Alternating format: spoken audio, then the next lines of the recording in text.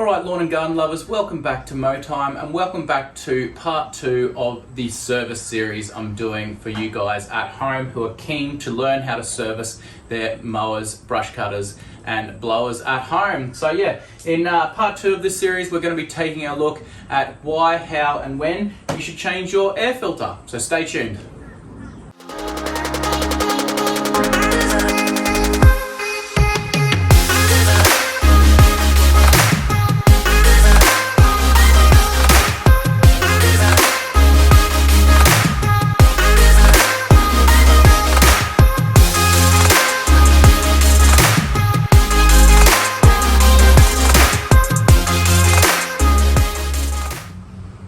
Alright guys, so as I said, in today's video we're going to be looking at how, why and when we change the air filter. So what I'll sort of go through first is what sort of tools you require. There isn't really much tool required for this. Basically, depending on the engine you have will depend on sort of what you require, but most of the basics are like a flathead screwdriver, a 10mm socket, and a clean rag and a compressor, but I'll get onto that later. You don't necessarily need one if you don't have one, but yeah, we'll talk about that later anyway. So yeah, so why we need to change our air filter. So basically your air filter is the first line of defense to stop any unwanted gas, debris, particles, etc. getting into the engine and basically screwing up your engine. So without the air filter there, if you just ran a mower without an air filter, it would just suck in anything and everything that is around the engine. And if you don't have, you know, a lawn that's half grass, half dirt, or in your dry seasons, etc., where there's a lot of dust when you're mowing, then all that means is that that carby and stuff is just sucking in all that dust and dirt, and then that enters the actual running component of the machine, and it ends up damaging your pistons, your rings, your cylinder, all that sort of stuff, and basically it can either blow up your engine and cost you a lot in the long run. So yeah, your air filter is your first line of defense for your engine, so it's really important in making sure it is either clean or replaced regularly, but also air is really important in the running of your engine, so with the combustion. So if you have a filter that's quite filthy and blocked and can't breathe properly, then that means a lack of air getting into the engine required to make it run perfectly. So yeah, so today we're going to take a look at mine. Now I haven't done mine in a while, which is naughty. I've just been too busy and I've been wanting to shoot this video as well, and I just haven't had the chance to stop and shoot this. So I'm glad I finally got the chance to do it for you guys. So yeah, when it comes to your engine, obviously you're all going to have different engines out there strapped to the base of your mower, on top of your base, sorry. So with mine, it's a Honda, and the air filter is situated here on top. I've also got a snorkel on this mower, as a lot of contracting push mowers will have, and that's sort of an extra filter sort of thing, which helps basically, instead of the air being around here and being sucked in here like your sort of general mower, it sucks a lot of the air from up here away from where a lot of the blade is turning the dust up. So they're great, but obviously not everyone's going to have one of them on their mower. They will just have the filter down here. Now, depending on whether you have a Briggs & Stratton or a Kawasaki, etc., most of the time your filter is going to be on this left-hand side, and a lot of them will just be like a square blue and white looking filter. And most of them are just held on by either a 10mm socket bolt or a flathead screwdriver. So super easy to get off, and that's all you do. But for the Hondas, they've just got these little locking nuts on top here, and all you do is just crack them open like this. Take them off, set them aside. Don't make sure you don't lose them, and all you do is just lift this cowling off. Now, as you can see, mine is absolutely disgusting, and I'm a bit embarrassed about that, but I've been flat out with work, as I mentioned. But anyway, no excuses. But in saying that, the last couple of weeks, I have noticed that this has not been revving and running to its full potential, and I knew this is probably why it wasn't. And yes, that's probably an indication why it isn't running its best. So yeah, so we've got a new filter here ready to go. So as discussed, so you just need to pull off the cowling on the side of where your air filter is once you locate it. Remove the cowling, and you'll either see you've got a couple of setups in regards to air filters. So you've got like a paper filter where it's just the filter on its own, there's nothing else, and you just pop that in, pop that out, that's it, done. Or you might have a motor which has a main filter and then what's called a pre-filter. So a pre-filter is exactly that. So it's a little filter in front of the main filter to try and extra filter the air, basically. So you can't see mine here because it's filthy, but I've got a pre-filter on this. On some of them, if you take one off the top or you take it off the side, it might be on the inside of like your cowling, like in here, and it'll just be a little cloth to the shape of whatever shape your cowling is, and that. So yeah, so just be wary of that you might have one of them as well, and that. But anyway, mine isn't kept in here. A pre-filter on a Honda is actually around the main filter here. Actually, I'll get my new one out to show you so you can see what I'm talking about. So you just pull this out, there we go.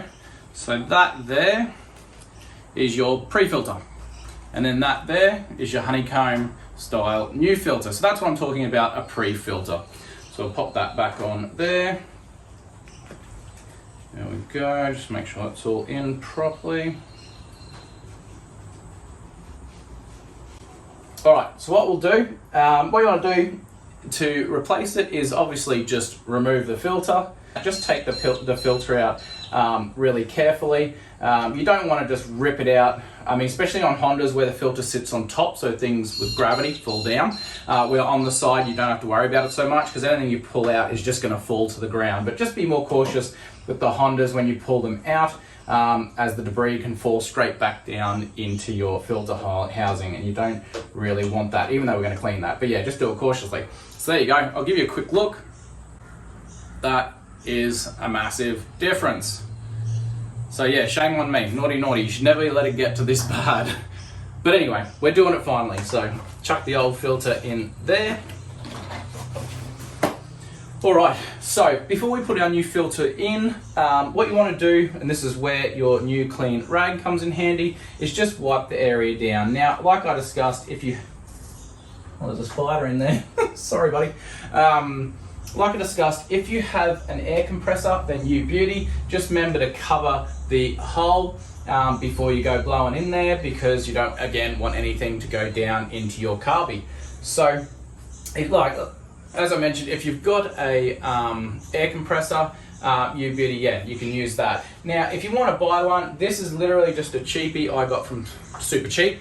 It's called from Blackbridge, and it's sort of the super cheap brand. I think honestly I can't remember how much I paid for it, but it was like less than 300 bucks.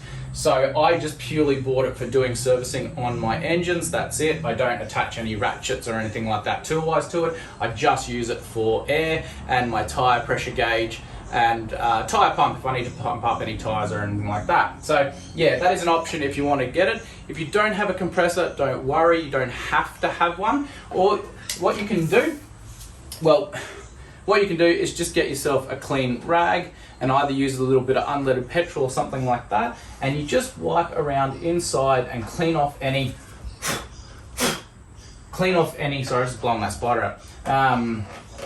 Clean off any dust and that, as you can see here. You can see inside here, just give it a bit of a clean, or give this a bit of, oh, get on your bed. Yeah, actually, let's just clean that up. It's not too bad.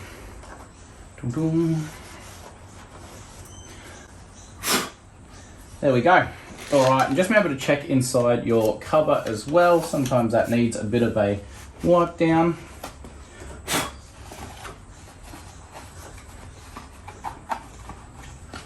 There we go. All right, so that's a bit nice and clean in there, and as you can see, it's nice and clean in around here.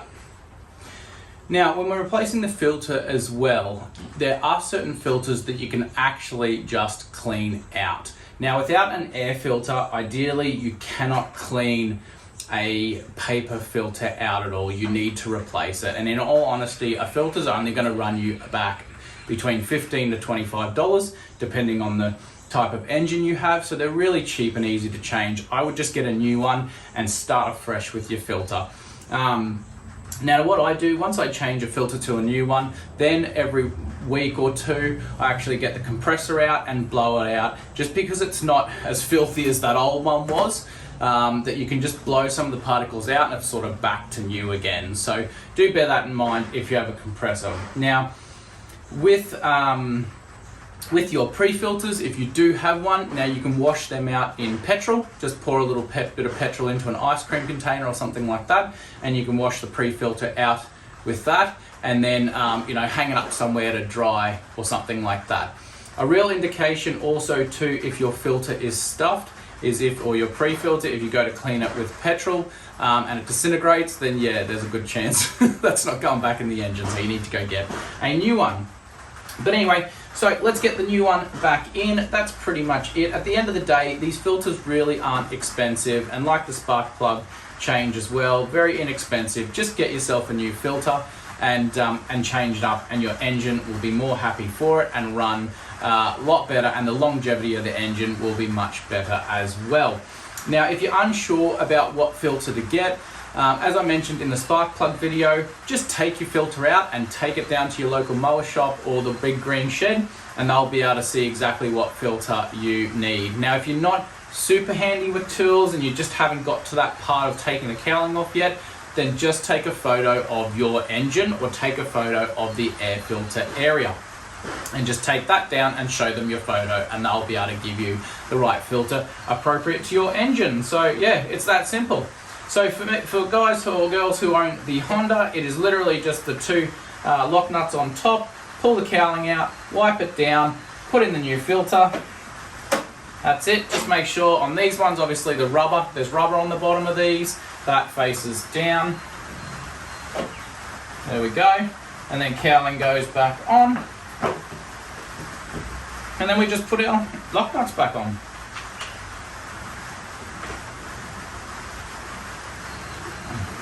Now, as I mentioned in the spark plug video, when you're putting your bolts or screws or whatever you've taken off to take your air filter cover off, you do not need to do these crazy tight up. They won't.